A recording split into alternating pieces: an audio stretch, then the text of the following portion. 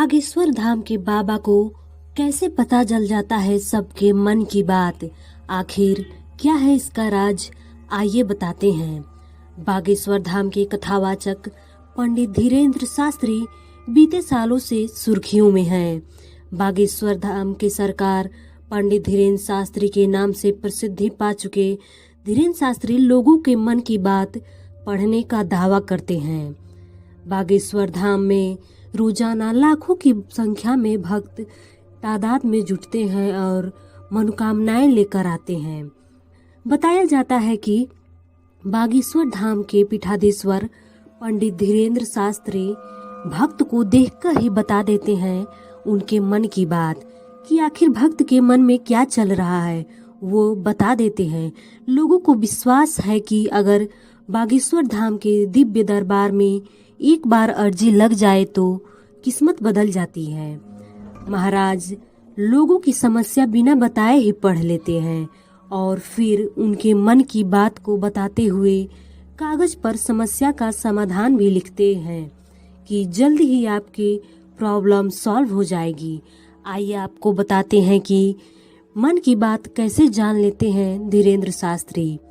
बागेश्वर धाम का रहस्य जानने के लिए भारत सहित विदेश तक के लोग भी जोर लगा लिया है, परंतु वह सफल नहीं हुए।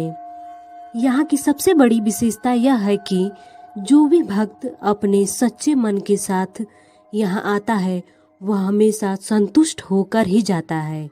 यह एक बड़ा सवाल है कि बाबा कैसे लोगों के मन को जान लेते हैं। पंडित धीरेन्द्र शास्त्री जिस विद्या से लोगों की समस्या का निराकरण करते हैं, दरअसल उस विद्या को कड़ पिशाचनी कहते हैं।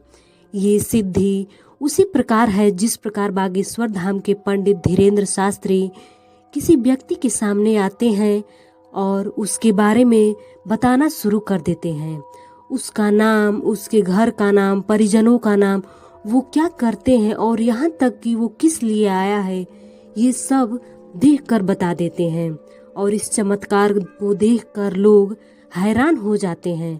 कहते हैं कि जो कड़ पिशाचनी को सिद्धि प्राप्त कर लेता है वह सामने बैठे इंसान के मन की बात को जान लेता है और बता देता है। माना जाता है कि कड़ पिशाचनी सिद्धि वो तंत्र विद्या है जिसमें हर सवाल का जवाब एक अलौकिक होता है जो कान में आकर बता देती है, और ये जवाब सिर्फ उसी को सुनाई देता है जिसके पास ये विद्या होती है।